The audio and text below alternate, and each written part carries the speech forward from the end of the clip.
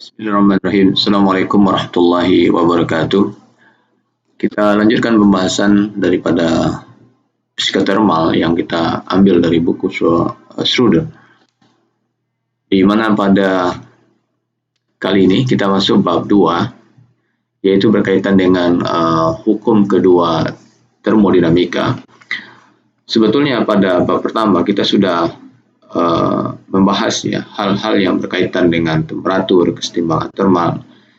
Namun banyak pertanyaan yang berkaitan dengan temperatur itu yang belum terjawab ya di dalam bab pertama. Misalnya kenapa misalnya apa sih sebetulnya temperatur itu? Kenapa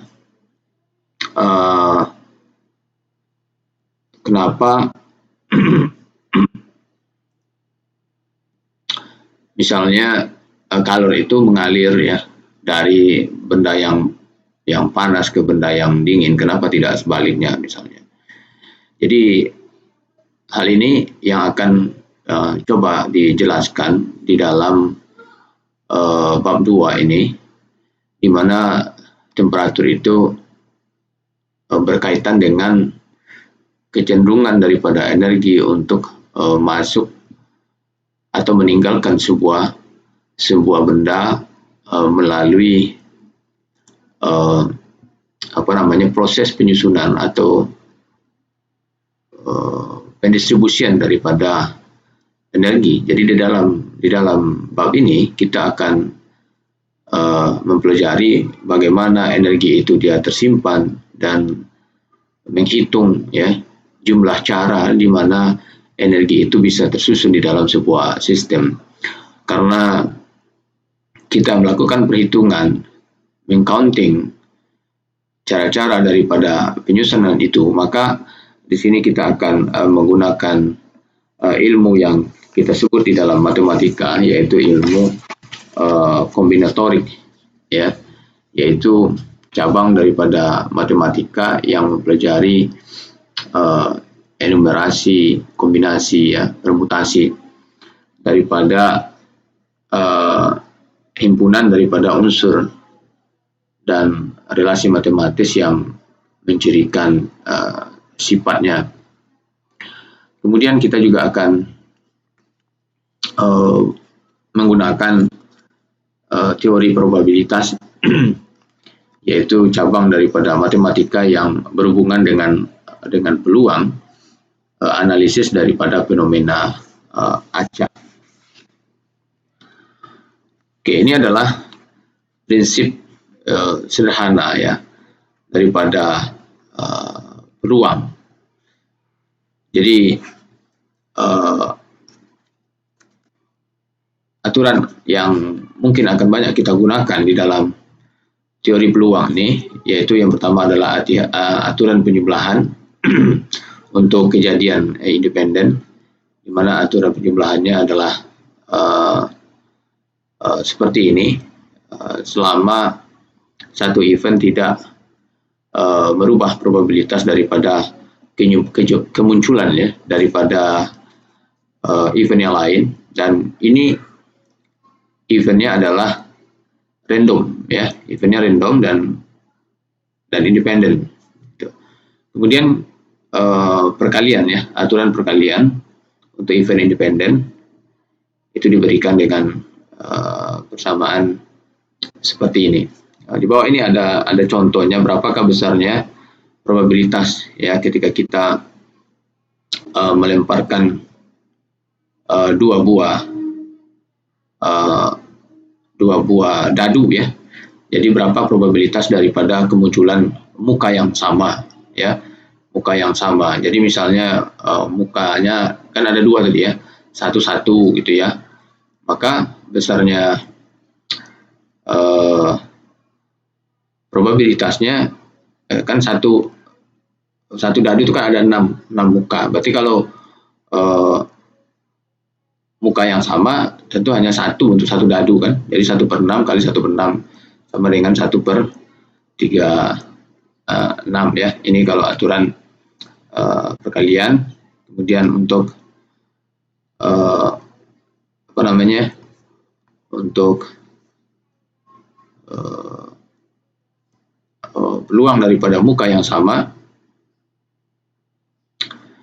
itu peluang 11 tambah peluang 22 peluang 66 ya, karena ada tadi ada 6 dadu ya, ada dua dadu dengan 6 muka ya, berarti kan 6 dikali 1/36, jadi sama dengan 1/6 ya.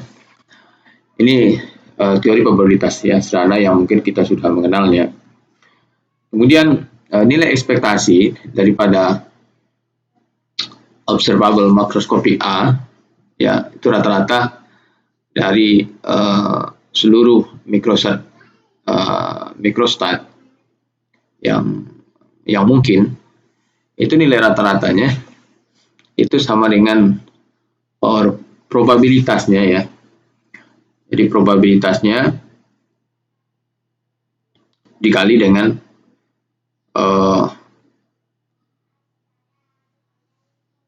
probabilitas dikali dengan mikrostatnya ya, setiap mikrostatnya. Contohnya begini, mungkin contoh paling sederhana. Jadi kalau kita misalnya melemparkan 3 koin ya, 3 koin, lalu kita ingin menghitung berapa jumlah ekspektasi ya, berapa ekspektasi daripada, anggaplah misalnya kita istilahkan dengan kepala kaki ya, lebih mudah ya, karena dalam buku dia menggunakan istilah hit kepala atau H gitu ya. Jadi berapakah bilangan atau angka ekspektasi daripada H ya. Berarti kita misalkan ini adalah X-nya atau A-nya sekarang ya, A. Berarti ada beberapa kemungkinan ya. Jadi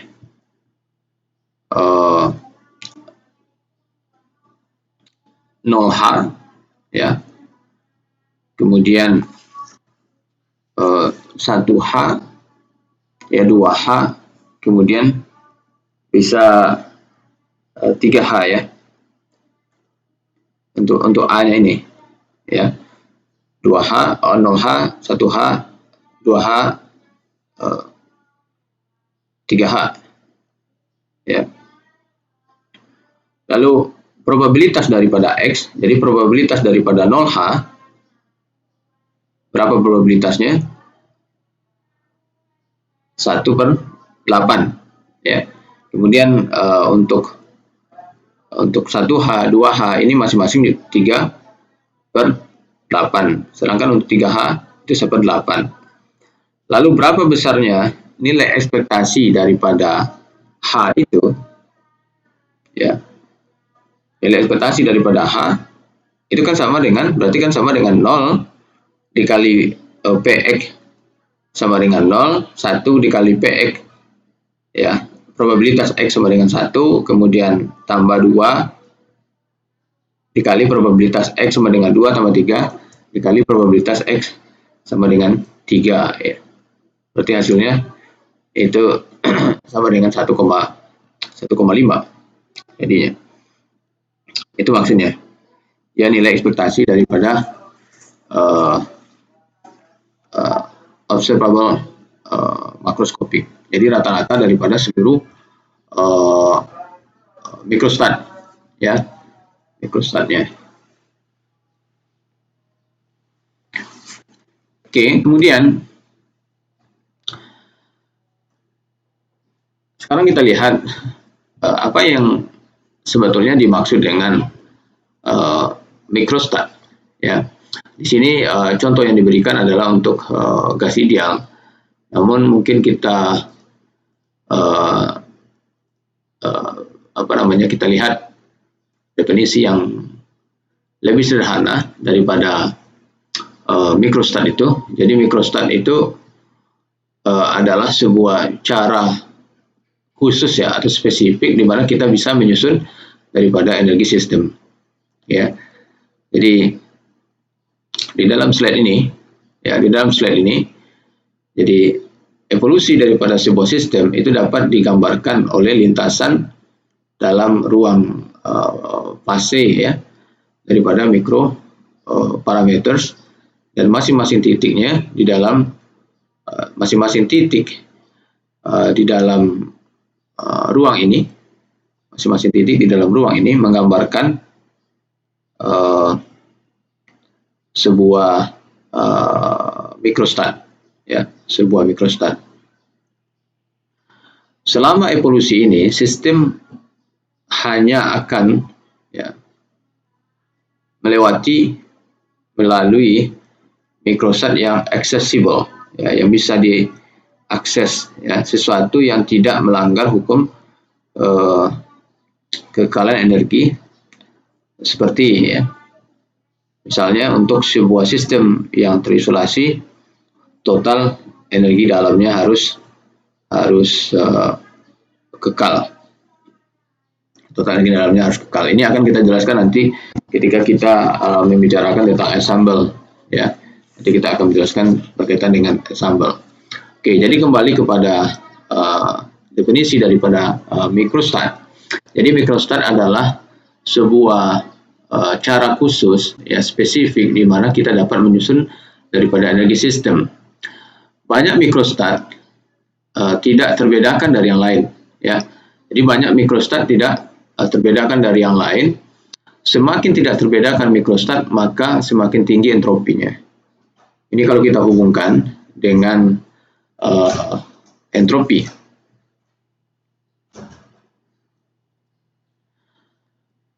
Oke. Jadi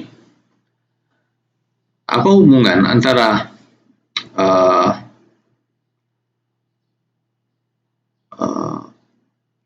mekanika statistik dengan atau fisika statistik dengan statistik? Jadi kenapa kita menyebutnya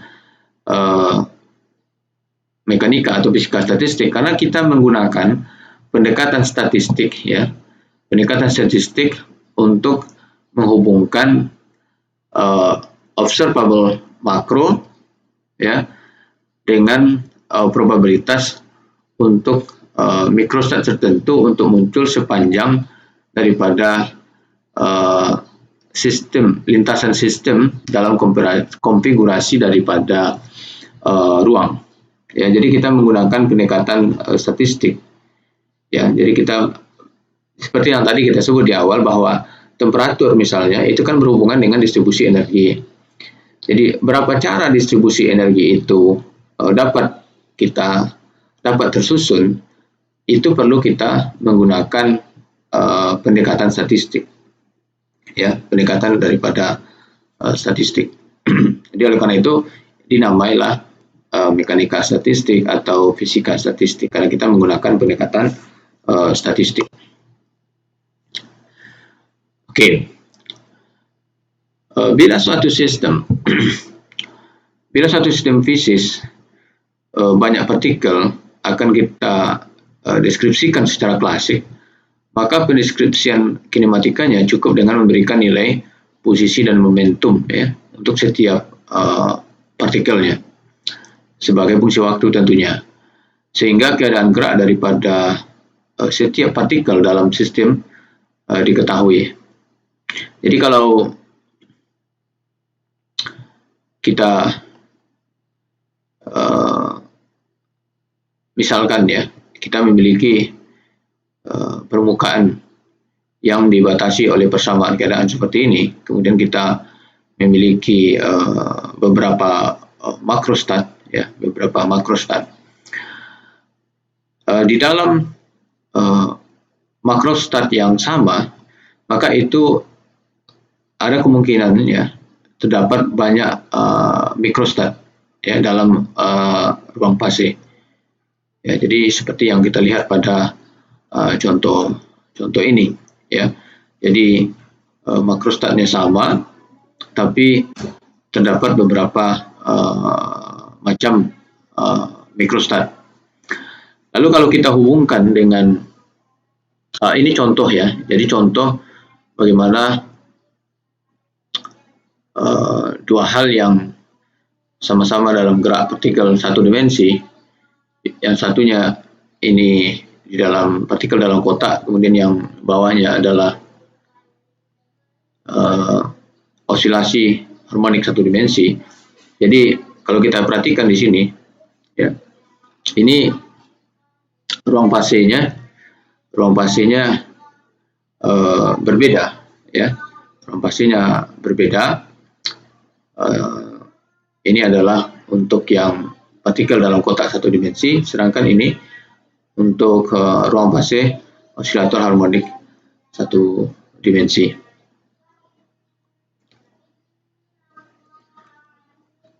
Oke. Nah, kalau kita kembalikan ke sini, ya, berkaitan dengan ruang fase tadi. Jadi bila kita misalkan X ini, X adalah lambang untuk koordinat umum posisi, lalu P ini adalah lambang untuk koordinat umum momentum, ya, momentum. Maka untuk pendekatan klasik, jadi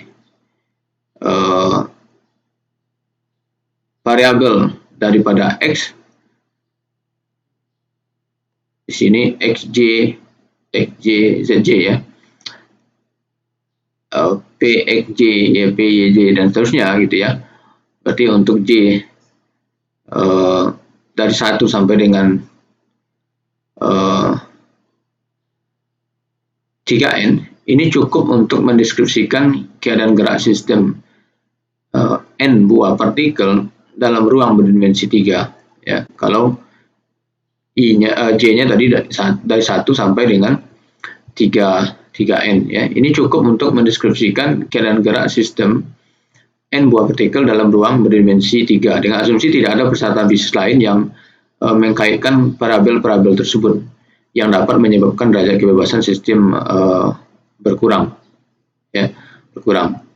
Jadi variabel, jadi himpunan variabel X, P inilah yang mendeskripsikan keadaan mikro daripada sistem, ya. Jadi himpunan XP ini dapat dibayangkan sebagai suatu titik dalam ruang berdimensi 6, ya, yang kita sebut ini dengan ruang fase klasik, ya. Jadi suatu titik tertentu di dalam ruang fase itu tepat terkait dengan satu keadaan mikro yang berupa keadaan gerak seluruh bagian, misalnya keseluruhan N partikel dalam sistem. Kita dapat juga secara analog mengkaitkan keadaan gerak setiap partikel dengan ruang fase berdimensi 6, kemudian keadaan gerak seluruh sistem digambarkan dengan N titik dalam ruang fase satu partikel ini. Tetapi di sini kita hanya akan menggunakan istilah ruang fase untuk penggambaran keseluruhan N partikel di dalam sistem. Oke, kita kembali ke sini. Ada beberapa asumsi, ya, beberapa asumsi dasar di dalam mekanika statistik, ya.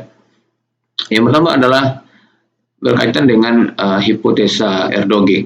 Jadi apa yang dimaksud dengan hipotesa Erdőgé? Jadi hipotesa Erdőgé ini merupakan hipotesa yang menjadi dasar daripada mekanika statistik yang diasumsikan atau yang diusulkan oleh Boltzmann, ya, dalam satu sistem kesetimbangan termal di mana pengamatan termodinamika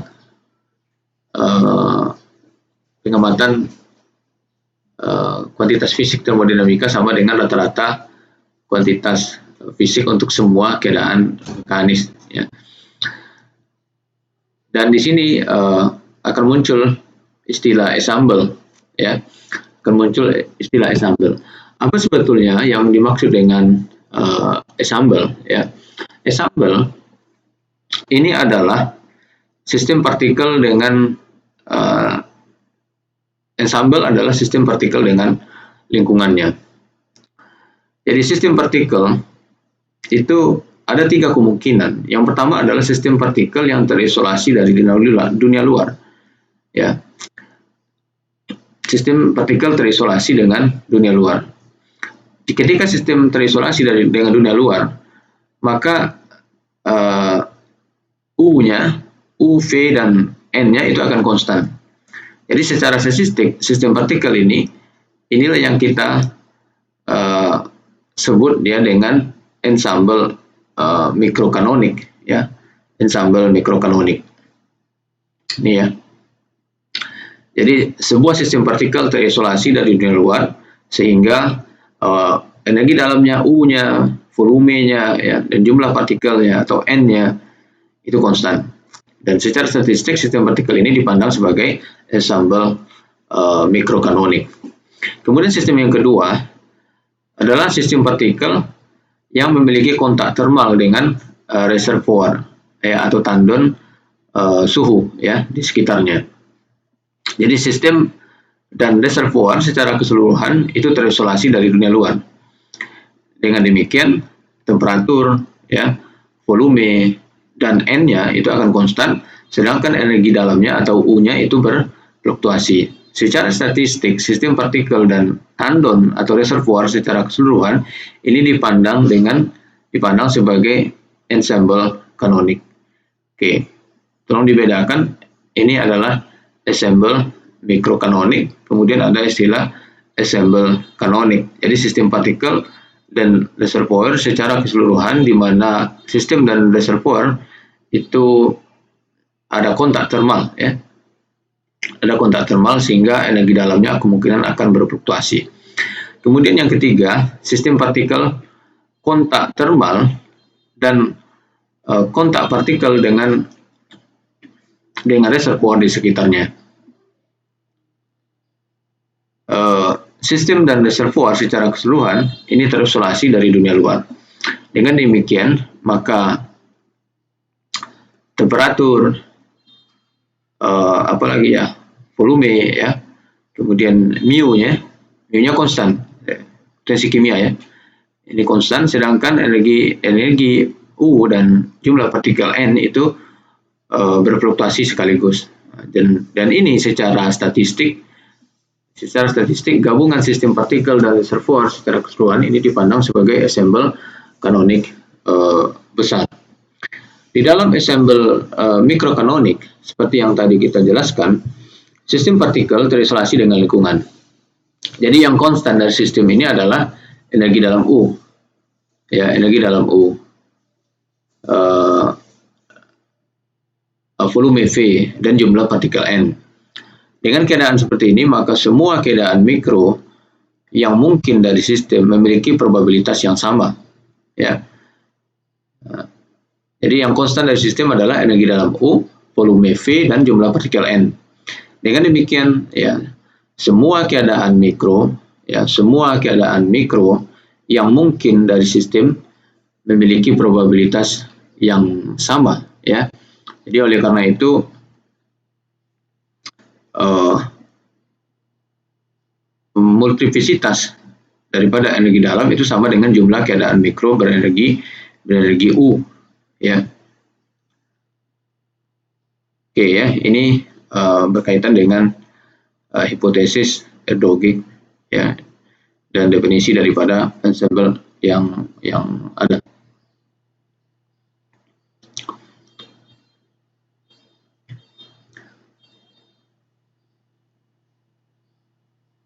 Oke, ini adalah hubungan antara probabilitas daripada sebuah makrostat dengan multiplisitas, ya. Ini adalah hubungannya, dan untuk lebih mudah memahami ini, kita lihat contoh yang sangat sederhana yang ada di dalam buku, ya, yang ada di dalam buku, ya. Jadi kalau kita bayangkan kita memiliki seperti yang dijelaskan di dalam buku, di sini kita memiliki 3 koin, ya. Ini penny, kemudian nikel, kemudian dime. Kita memiliki, jadi berapakah banyak banyak luaran ya, yang mungkin dihasilkan, maka tentu dia ada dua kemungkinan ya. Jadi kan kalau muka belakang ya, atau mungkin di buku disebutkan dengan head and tail ya, kepala dan kaki, kita simbolkan dengan H. Jadi ada beberapa kemungkinan kombinasi ya. Jadi ini yang pertama tentu H H H, kemudian bisa juga H H T ya, H T H dan seterusnya ya.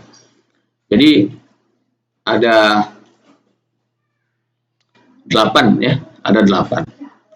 Dan masing-masing ini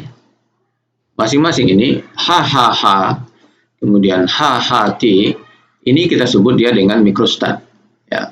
Ini yang tadi kita sebut dengan mikrostat. Jadi kemungkinan cara daripada energi itu untuk tersusun ya.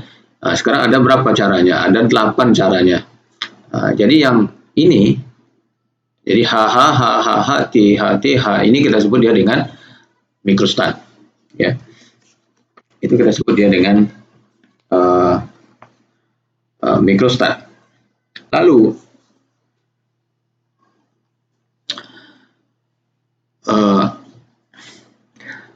kalau kita menyebutkan berapa jumlah H ya, jadi jika kita menanyakan berapa jumlah H atau kepala di sana, maka itu kita sebut dia dengan makrostat. Contohnya ya, ini ya. Jadi kalau kita mengatakan misalnya dua kepala,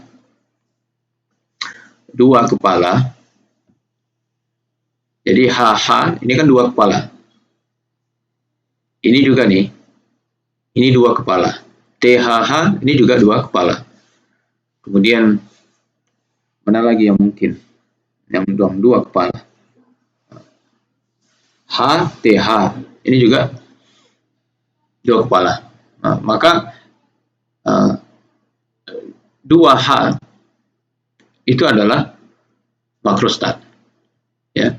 Itu adalah makrostat. Jadi jika kita mengetahui mikrostat, maka jika kita mengetahui mikrostat daripada sistem, misalnya kita inilah misalnya ya, HHT misalnya, itu adalah mikrostatnya, maka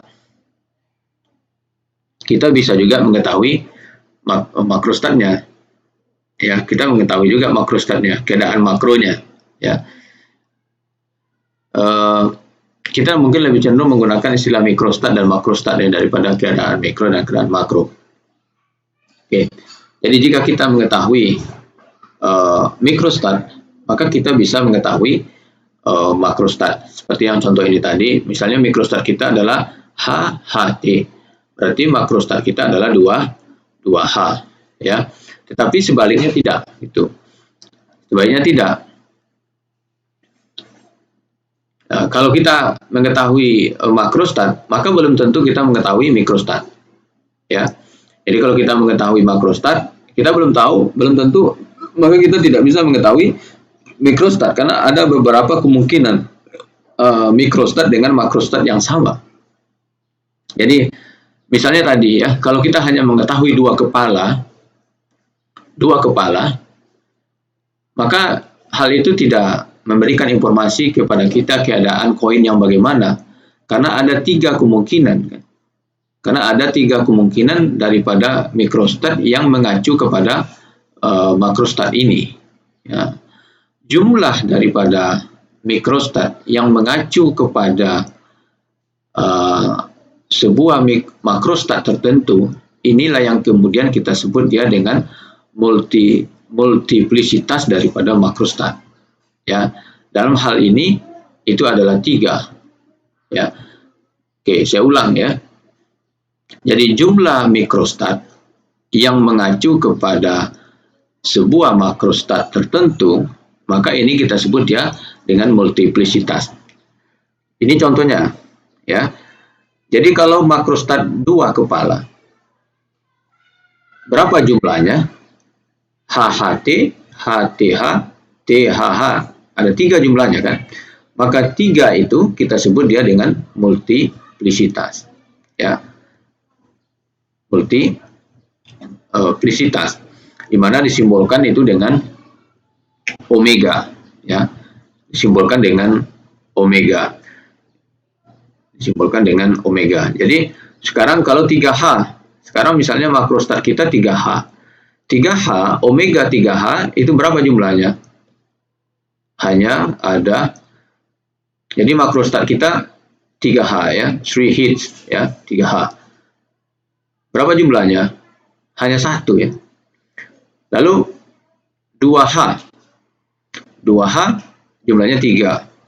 1H ya, 1H berapa jumlahnya? 1H ini nih ya, 1H ini dan ini berapa jumlahnya? 3. 0H ya, tidak ada kepala ya, 0H tidak ada H-nya, ini T semua. Nah, ini yang kita sebut dia dengan multiplisitas ya. Jadi jumlah daripada mikrostat yang mengacu kepada mikrostat tertentu itu kita sebut dia dengan multiplisitas, dan probabilitas daripada makrostat tertentu itu kita bisa menulisnya dalam bentuk fungsi multiplisitas. Jadi contohnya probabilitas daripada 2 kepala itu sama dengan multiplisitas daripada 2 kepala dibagi dengan semua multiplitas daripada semua. Atau dalam bentuk kombinatorik ya, ini dapat ditulis dalam bentuk seperti ini, di mana N ini adalah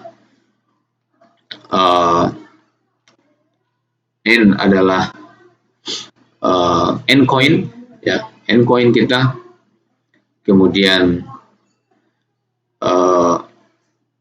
N itu adalah jumlah cara pemilihan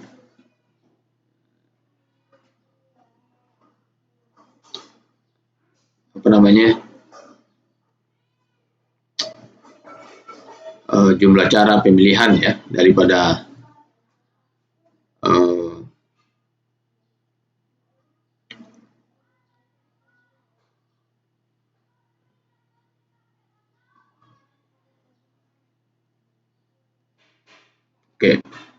cara pemilihan dari N objek daripada N coin ya.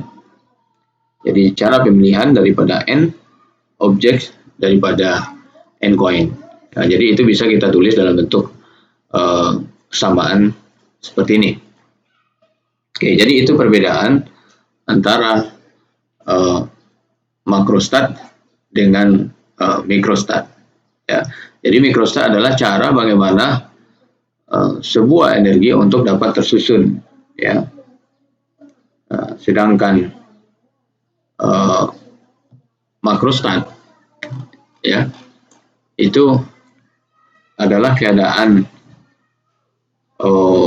makro di mana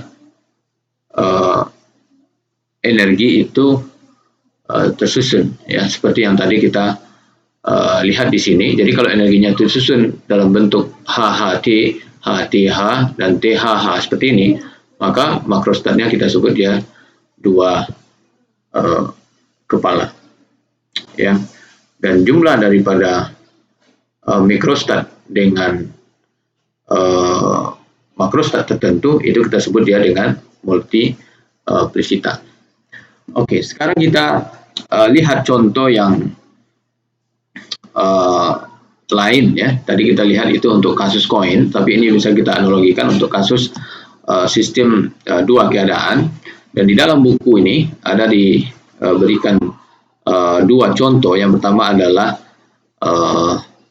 paramagnetik ya, 2 keadaan, dan instant solid ya, instant solid. Oke. Sekarang kita lihat untuk kasus yang pertama, ya. Untuk kasus yang pertama, yaitu untuk kasus paramagnetik, ya, paramagnetik. Jadi seluruh material itu akan memberikan respon terhadap medan magnet, ya, karena sifat kelistrikan daripada elektron dan inti atom, ya. Sebuah paramagnet adalah sebuah material yang mana partikel penyusunnya itu akan bertindak, ya, seperti sebuah jarum kompas yang cenderung untuk mengatur atau menyusun, ya, dirinya paralel terhadap medan magnet dari luar, ya. Partikel daripada magnetik ini itu biasanya kita sebut istilahnya adalah dengan dipol, ya. Kita sebut biasanya dengan istilah dipol, ya. Karena masing-masingnya itu akan memiliki vektor momen dipol magnetik tersendiri, ya, sendiri.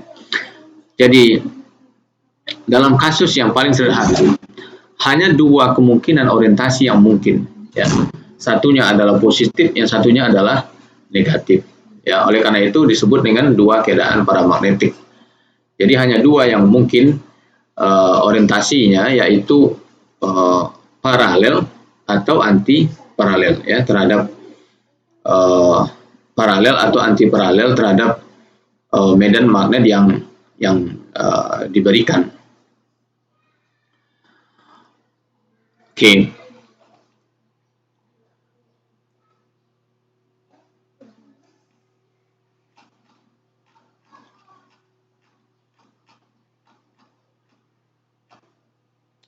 Oke. Jadi bahan paramagnetik itu mempunyai atom-atom yang terionisasi, ya. Jadi misalkan satu atom mempunyai momen dipol magnet mu, ya, dan secara klasik di dalam medan magnet misalnya medan magnet B, di dalam medan magnet B, dipol itu adalah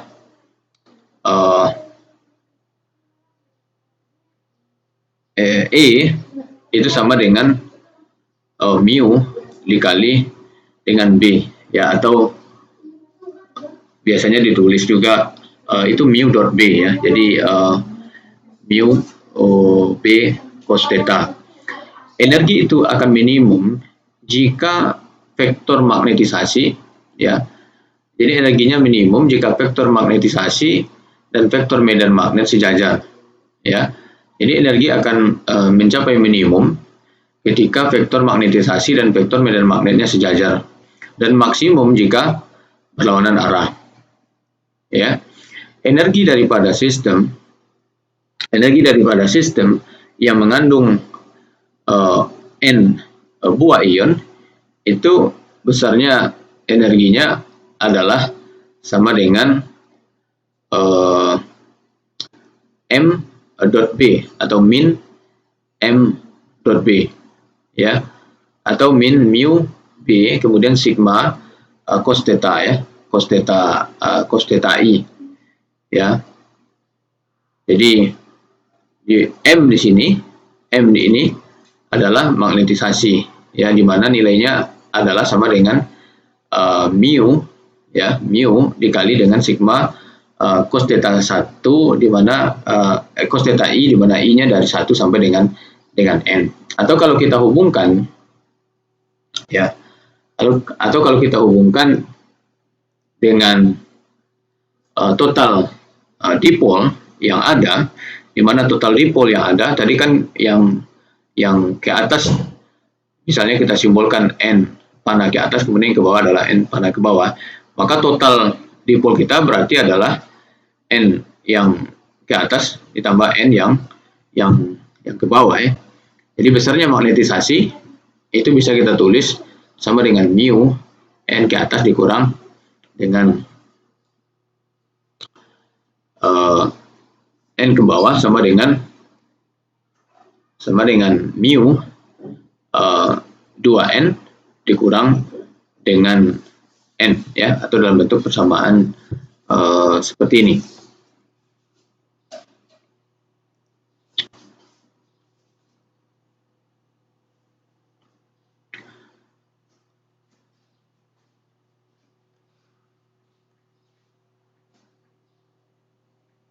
Oke, jadi ini besarnya energi dari sistem yang mengandung n n buah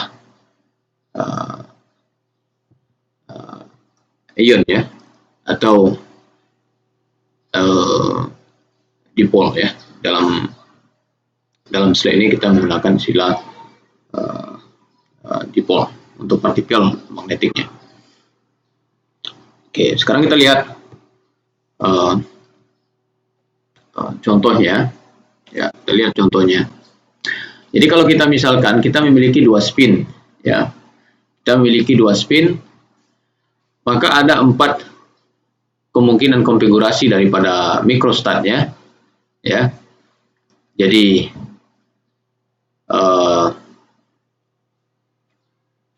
keduanya ke atas, kemudian satu ke atas, satu ke bawah, satu ke bawah, satu ke atas, kemudian ke bawah keduanya, ya. Lalu kalau kita hubungkan dengan ini, ya, maka M-nya sama dengan 2 mu, ya. Kemudian yang ini 0, ini sama dengan min 2 mu, ya. Dan kalau kita hubungkan dengan multiplicitas, berarti 2 mu ini hanya satu kemungkinan microstatnya, ya. Sehingga di sini kita tulis 1, ya. Kemudian ya, kita ulang lagi ya. Jadi omega ini kan multiplicitas tadi ya. Jadi adalah jumlah mikrostat daripada makrostat. Jadi 2 mu ini adalah makrostat kita, kemudian 0 ini adalah makrostat kita. Berapa jumlah mikrostat yang memiliki makrostat 0 adalah 2 kan? Atas bawah, bawah atas. Kemudian yang min 2 mu ini ada satu kemungkinan mikrostat, ya, hanya ada satu. Jadi ini apa namanya, adalah multiplicitasnya. Bagaimana kalau untuk 3 spin, maka ada beberapa kemungkinan momen ya. Ya, jadi ini atau mikrostatnya nih, kalau kita kembalikan ke istilah semula. Jadi ada atas 3, ya 3 mu, kemudian 2 ke atas, 1 ke bawah, ya, mu, ya, dan seterusnya. Maka dari sini, kalau makrostat kita 3 mu, berapa multiplicitasnya, berapa mikrostatnya? 1 kan, hanya satu kemungkinan. Lalu kalau mu ada 3, min mu ada 3 juga, kemudian min 3 mu ada 1. Ya. Ini ya, jika ditulis di dalam bentuk apa namanya? Kalau ditulis dalam bentuk faktorial, maka multiplicitas daripada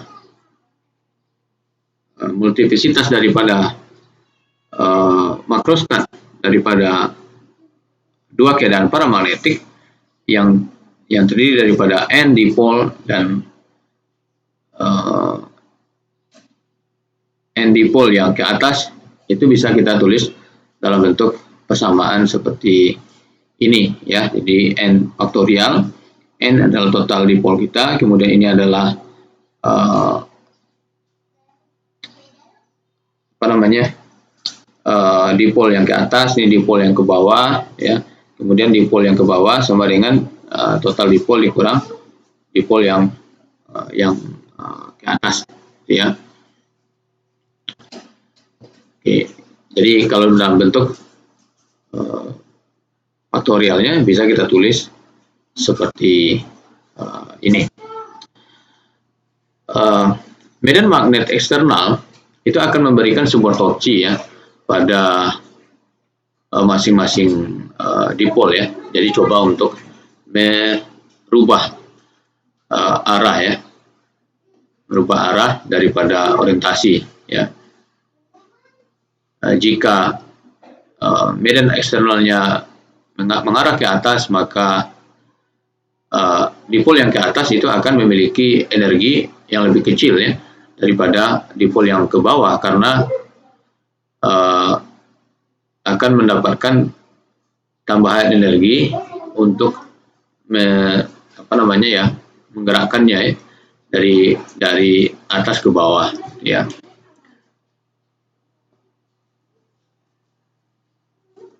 Jadi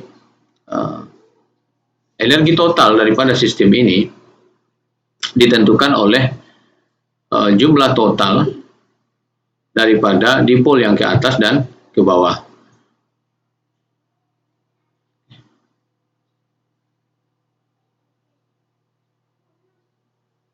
Jadi mengkhususkan makrostat mana daripada sistem ini itu sama dengan kita mengkhususkan total energinya. Ya, jadi ketika kita mendefinisikan makrostat yang mana daripada sistem ini, maka itu akan sama dengan kita mendefinisikan total energi daripada sistem itu, ya, seperti itu. Karena total energi daripada sistem itu ditentukan oleh jumlah total daripada dipol yang jumlah total daripada dipol yang ke atas dan dipol yang ke bawah. Kemudian seperti yang kita lihat di sini, bahwa multiplisitas itu bergantung kepada faktorial, ya, bergantung kepada faktorial. Jadi melibatkan faktorial. Lalu untuk sistem yang sangat besar, ya, jadi kalau sistemnya sangat besar, sangat banyak jumlahnya, ya, jadi sistem kita sangat banyak jumlahnya, maka akan diperlukan trik, ya, akan diperlukan trik, ya. Trik yang digunakan itu adalah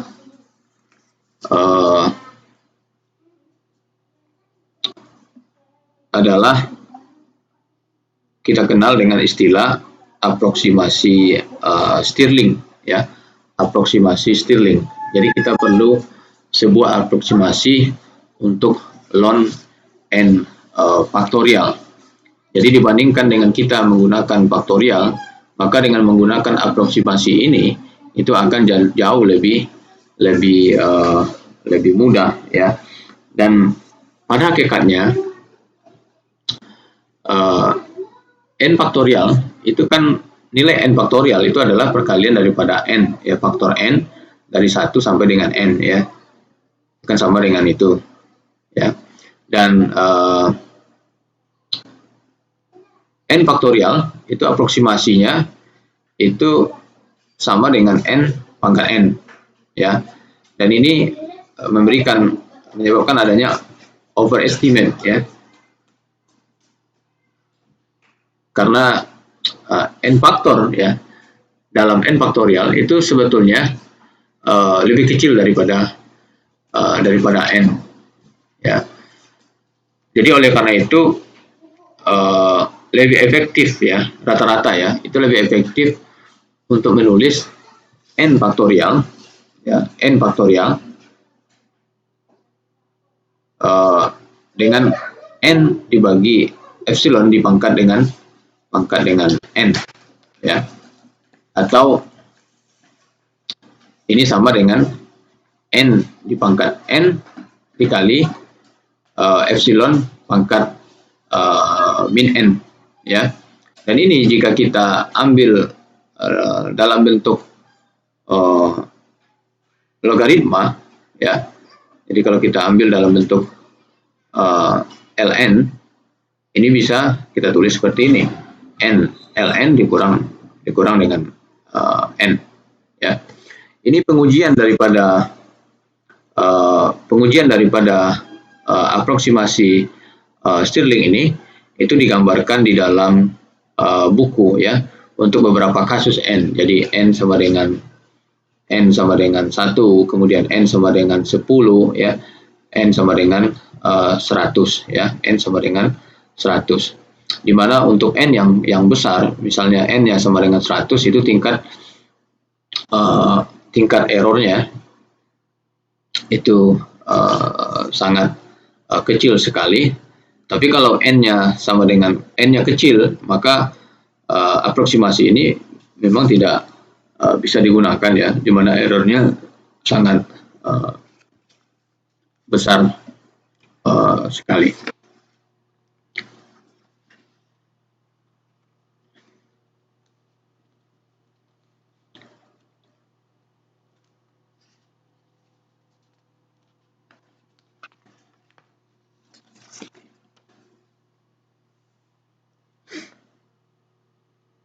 Oke, jadi kalau kita ganti, ya, persamaan yang sebelumnya n faktorial ini, lalu kita ganti dengan persamaan ini, maka kita memiliki persamaan probabilitas daripada makrostat untuk dua sistem paramagnetik, ya. Ini kita tinggal ganti, ya, n faktorial dengan persamaan sebelumnya kita ganti, maka kita akan mendapatkan persamaan seperti ini. Dan di sini kita bisa melihat, ya, di sini kita bisa melihat beberapa distribusi daripada probabilitas untuk beberapa n. Jadi ini misalnya n1, ya, n1 n ke atas, ya. Jadi probabilitasnya, jadi kalau kita hanya punya 1, ya, probabilitasnya ke atasnya kan setengah, gitu, ya, maksimalnya. Kemudian ini 15, n-nya 15, kemudian di sini n-nya sudah besar sekali, 10 pangkat 23, ya. Jadi apa yang kita perhatikan dan yang dapat kita lihat dari sini, bahwa untuk sistem yang sangat besar, maka hanya bagian kecil saja yang oke, ya. Jadi untuk sistem yang sangat besar itu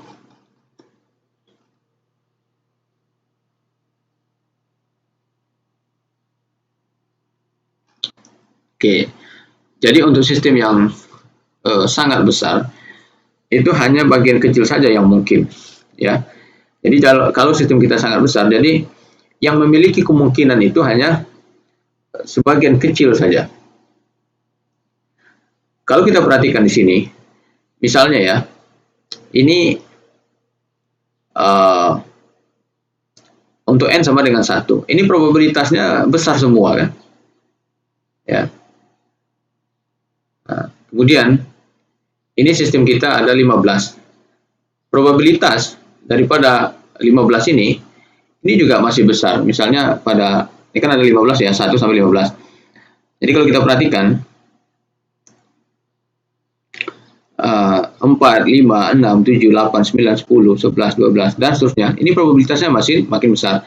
Tapi ketika sistem kita sangat besar, ini 10 pangkat 23, hanya pada sebagian kecil saja, ya, sebagian kecil saja daripada dipol ini yang memiliki peluang, ya, yang memiliki peluang untuk teramati, ya. Seperti yang kita lihat di sini. Di sini kan hampir 0, gitu, ya. Di sini juga hampir 0, hanya di bagian kecil ini saja yang peluangnya ada, ya. Itu maksudnya. Kalau sistem kita besar, ya. Oke, ini untuk sistem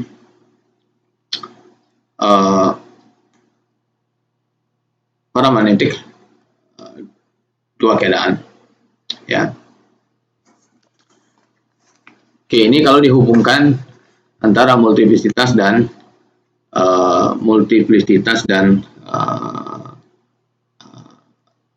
keberaturan, ya, multiplicitas dan keberaturan.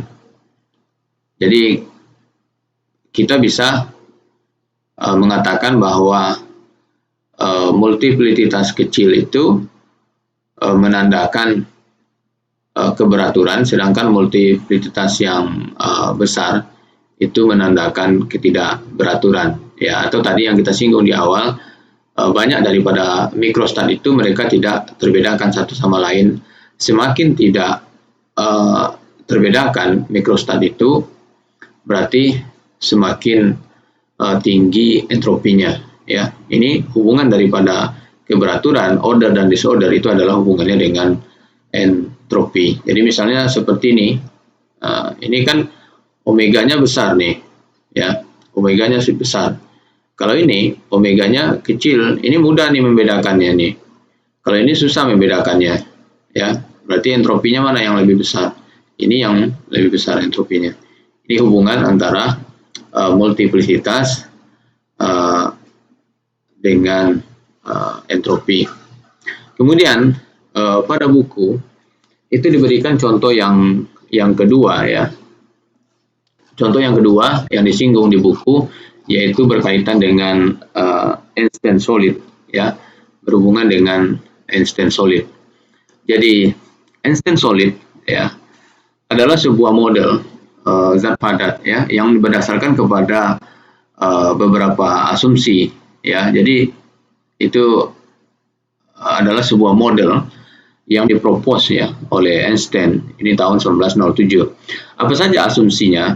Asumsi yang pertama adalah masing-masing atom pada kristal itu adalah osilator harmonik kuantum 3 dimensi tidak gayur atau independen, ya. Jadi masing-masing atom itu pada kristal adalah sebuah osilator, ya. Jadi masing-masing daripada atom itu adalah masing-masing atom pada kristal adalah osilator harmonik kuantum 3 dimensi independen, ya, atau tidak gayur. Semua atom, ya, semua atom itu berosilasi dengan frekuensi yang sama, ya. Jadi semua atom itu berosilasi dengan frekuensi yang sama. Inilah yang membedakan antara model daripada Einstein dengan model DBY, ya, dengan model DBY. Karena di dalam model DBY mereka mengasumsikan semua atom itu berosilasi bisa dengan frekuensi yang berbeda. Kalau di dalam model Einstein mereka mengasumsikannya atom itu berosilasi, semua atom berosilasi dengan frekuensi yang sama.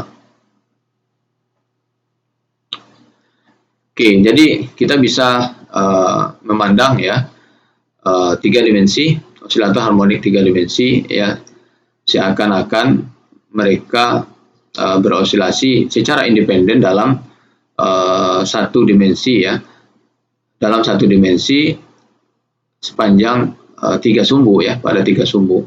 Jadi secara klasik, ya, secara klasik itu bisa kita tuliskan seperti ini, ya, secara klasik.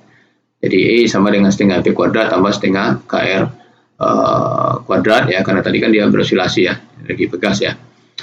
Kemudian ini bisa kita jabarkan kepada 3 sumbu, ya, sumbu X, sumbu Y, dan sumbu Z. Kemudian dengan cara yang sama, ya, dengan cara yang sama kita bisa menjabarkannya untuk dari cara pandang kuantum, ya, cara pandang kuantum, dan bisa kita hubungkan dengan energi termal, ya, dengan energi termal, Dan di sini ya pada komponen energi internal atau energi dalam, ya di sini ada komponen 3N dibagi 2 ya. 3N dibagi 2 epsilon. Jadi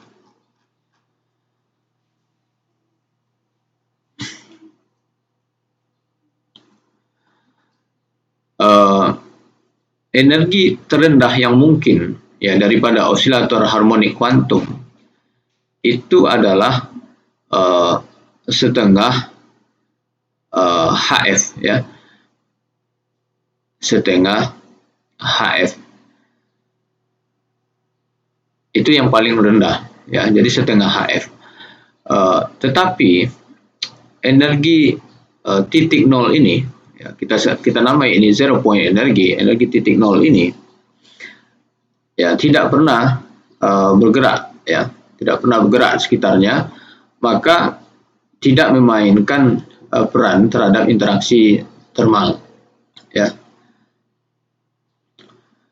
Energi keadaan transitasi dengan demikian adalah 3/2 HF ya, 3/2 HF, kemudian 5/2 HF ya, dan seterusnya. Jadi masing-masing itu ada penambahan energi satuan ya, energi satuan sebesar HF ya, penambahan energi satuan sebesar HF. Dan untuk pembahasan ini ya, untuk pembahasan ini itu kita asumsikan ya, untuk mengukur semua energi ini relatif ya, untuk memandang ya semua energi ini relatif terhadap keadaan dasar ya, sehingga energi yang dimungkinkan ya, energi yang dimungkinkan itu adalah 0 ya, kemudian HF, kemudian 2HF, dan seterusnya ya, dan seterusnya. Oke, jadi seperti yang digambarkan di sini ya, seperti yang digambarkan pada slide ini. Jadi di dalam mekanika kuantum, jadi sebuah sistem dengan energi potensial kuadratik ya, fungsi energi potensial kuadratik itu energinya, level energinya dipisahkan ya, level energinya akan terpisahkan sebesar daripada HF ya, HF, di mana F merupakan frekuensi osilasi klasik, atau di sini digambarkan habar atau dituliskan habar omega ya. Ini ada perbedaan sebetulnya. Jadi perbedaan antara habar omega dan HF, perbedaannya di sini habar itu adalah H/2V kan, di mana omega adalah 2VF ya. Jadi perbedaannya ada di sana ya. Jadi sebuah instant solid, kalau demikian ya, sebuah instant solid adalah kumpulan daripada N osilator, di mana semuanya memiliki frekuensi yang sama ya, semua yang sama. Jadi oleh karena itu tadi ada dua asumsi yang digunakan oleh Einstein ya di dalam mendefinisikan daripada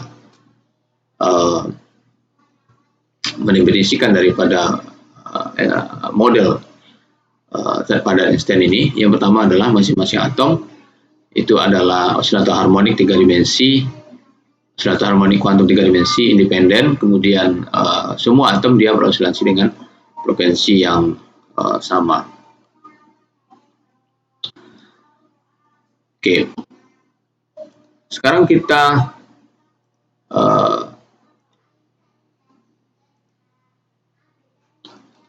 coba melihat contoh ya, contoh. Jadi sekarang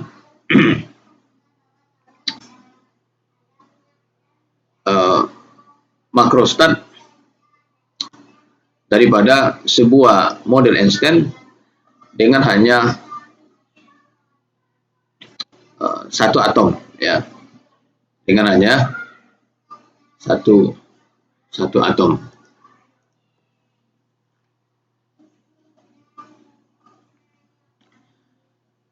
Oke.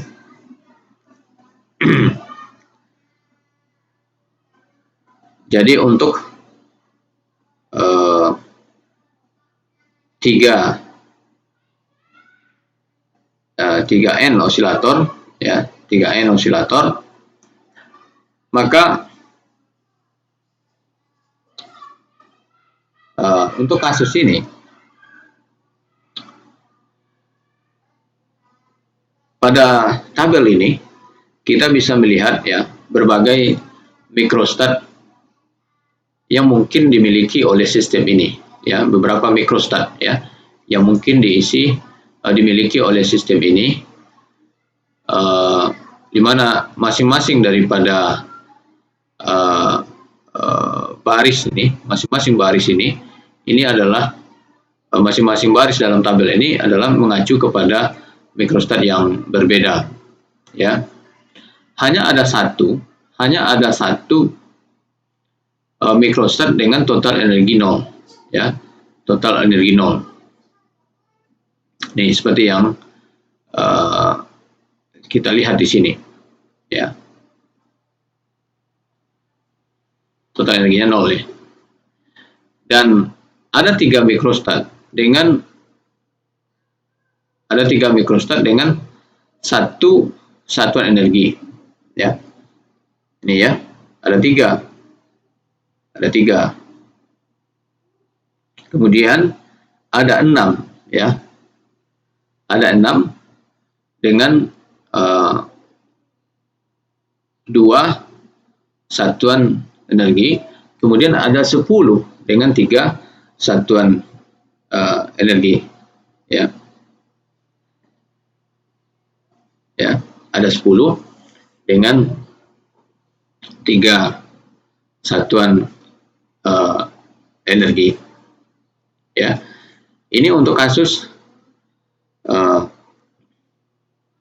3N osilator ya, atau 3N osilator.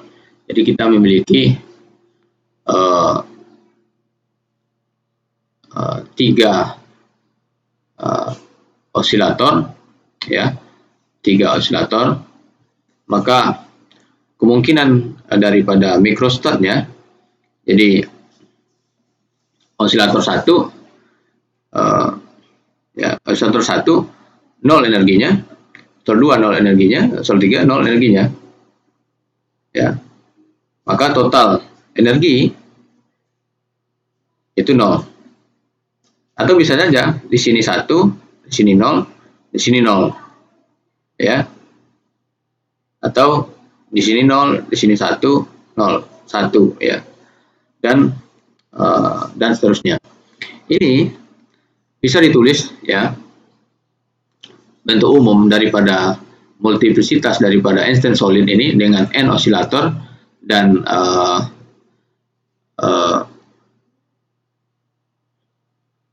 Q energi, satuan energi, itu bisa kita tulis dalam bentuk persamaan ini ya. Kita bisa menulisnya jadi N osilator ya, N osilator Q satuan energi sama dengan Q energi satuan ya, sama dengan Q ditambah N kurang 1 faktorial per Q faktorial dikali N dikurang 1 faktorial ya. Jadi bisa kita tulis dalam bentuk seperti ini. Lalu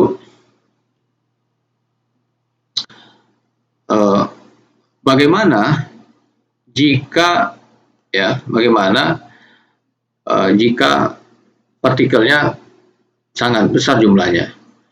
Maka di sini kembali kita harus menggunakan aproksimasi Stirling, ya, aproksimasi Stirling di mana ln n faktorial sama dengan n ln n dikurang dengan n, ya.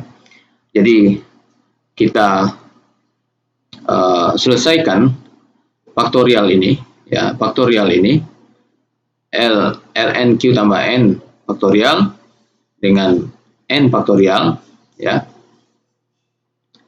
kita selesaikan dengan menggunakan Stirling aproksimasi ln n faktorial seperti ini, ya, lalu kita substitusikan kembali ke sini, ya. Maka di sini kita akan mendapatkan, ya, mendapatkan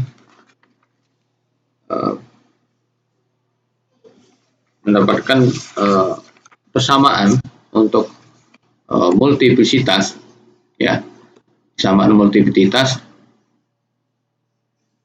daripada Einstein solid jika jumlah osilatornya sangat besar, ya. Jika osilatornya sangat besar, maka kita mendapatkan persamaan seperti ini, ya. Ini tidak saya turunkan, ya, karena ini penurunannya sudah sangat jelas, ya. Ini sudah sangat jelas, ya. Jadi tadi kita memiliki persamaan ini, ya, persamaan ini, ya. Lalu sekarang kita lonkan, ya, kita lonkan, kemudian kita gunakan, ya, kita lonkan, lalu kita gunakan Stirling aproksimasi, ya. Ini kan Q tambah N kurang 1 faktorial, ini kan aproksimasinya ya hampir sama dengan Q tambah N faktorial, ya. Akan N kurang 1-nya, ini aproksimasinya mendekati N faktorial, ya. Jadi aproksimasi Stirling itu kita gunakan untuk menyelesaikan N faktorial jika N-nya sangat besar. Tadi kita sudah jelaskan di awal. Ini kita tinggal selesaikan dan kita substitusikan semuanya, ya. Jadi kapan Q itu besar, akan besar sekali nilainya dibandingkan dengan N, ya, yaitu ketika KBT sangat besar nilainya dengan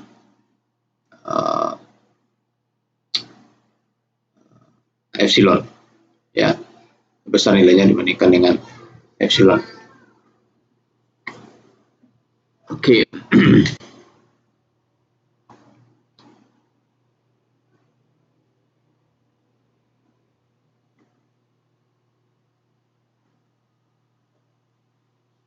Oke.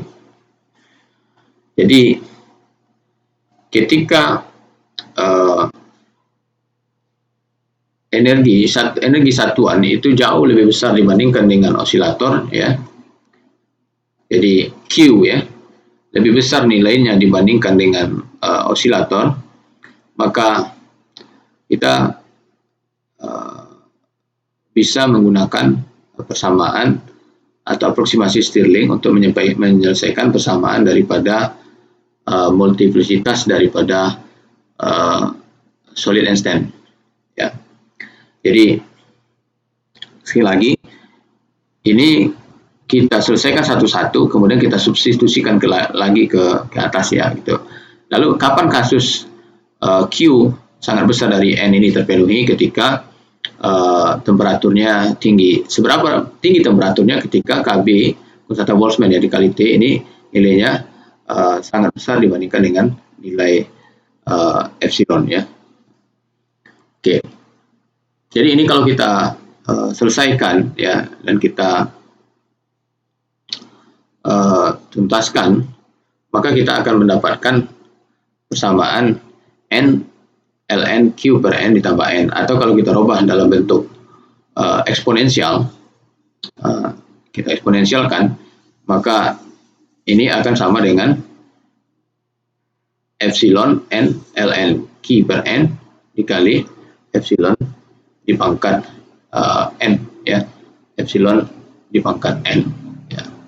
Atau kita bisa menulisnya E dikali B pangkat n, di mana tadi B sudah dijelaskan di atas, beta, ya. Beta itu sama dengan U dibagi epsilon n.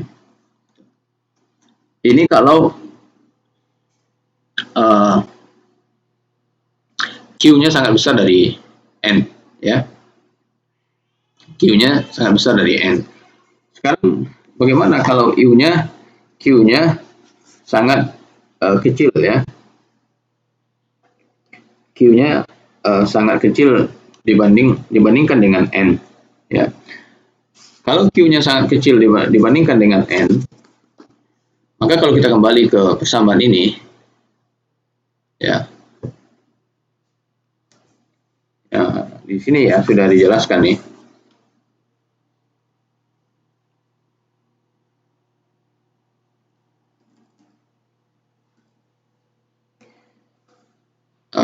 Jadi kalau Q-nya kecil dari n, oke, jadi ini ya, jadi Q ditambah n, ln Q ditambah n dikurang Q LQ dikurang n ln. Kita mulai nanti dari sini, nah, gitu ya. Kita mulai dari sini, di mana ln Q ditambah n, ya, ln n ditambah ln n ditambah Q, ini sudah ada di sini. Berikutnya, ya, nah ini ya, ln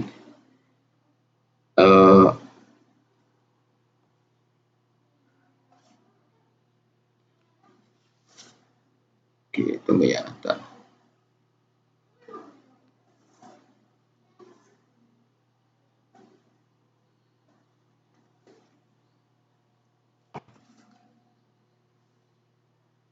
Oke, jadi kita ikuti langkah yang sama.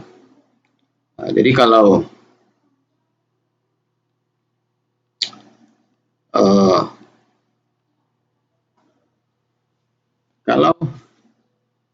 Q-nya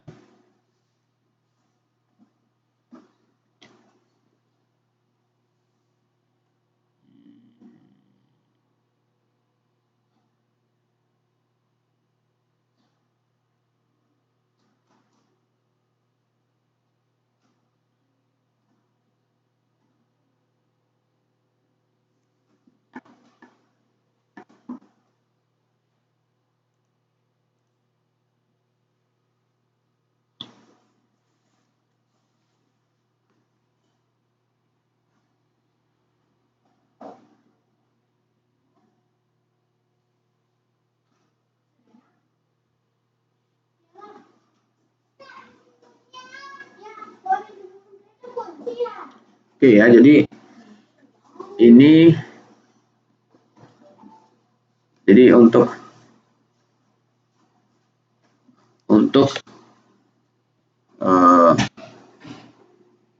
kasus di mana Q-nya Q kecil dari n, ya. Jadi ln n ditambah Q ini sama dengan ln n 1 ditambah Q ln, ya. Oke. Dan ini bisa kita urai ini, ya. Ini bisa kita urai, di mana ini sama dengan ln, ya, ditambah ln ditambah ln 1 ditambah, oke, ini sama dengan, oke, di sini ya, kita buat sini ya, ln N ditambah ln 1 ditambah Q per N, ya, sama dengan ln, ya, sama dengan ln.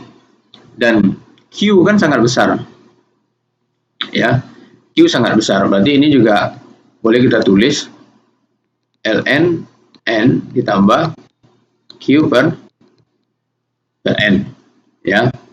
Sekarang kita masukkan kembali ke persamaan yang sebelumnya, ya, ke persamaan asal yang tadi yang kita gunakan juga untuk menyelesaikan kasus ketika Q besar dari N. Maka di sana nanti akan banyak hal, ya, yang bisa kita hilangkan. Oke, jadi kalau kita masukkan Q ditambah N, kan dari sini nih, ya, dikali ln N, ya, dikali, dia kan ini, ya, Q ditambah N dikali ln, ya, ln Q ditambah N atau N tambah Q serah, ya. Ini kita kali dengan ini, ln N ditambah Q per N ditambah Q dikurang ln Q. Oke. Sekarang ini kita selesaikan. Jadi yang ini Q ln N, ya, ditambah Q kuadrat per N, ya. Oke, ya. Q kuadrat per N. Kemudian N ln N. N dikali Q per N. Menjadi Q, ya. Menjadi Q. Berarti di sini ada beberapa hal yang akan mungkin hilang, ya. Yang akan mungkin hilang. Sorry, ini ada yang tinggal nih. Ln N tambah Q per N ditambah Q apa lagi nih? Q ln Q. Ini ada yang hilang nih. Salah, ya, bukan ini, ya. Q ln Q. Q ln Q dikurang N ln N, gitu, ya. Oke. Dikurang, ya. Q ln Q dikurang N ln N. Oke. Ini dari slide sebelumnya, ya. Jadi Q tambah N dikali ln N ditambah Q per N dikurang Q ln Q dikurang N ln N. Nah, ini bisa kita selesaikan persamaan ini, maka di sini kan N dikali Q per N. Ini N. Kemudian N dikali ln N.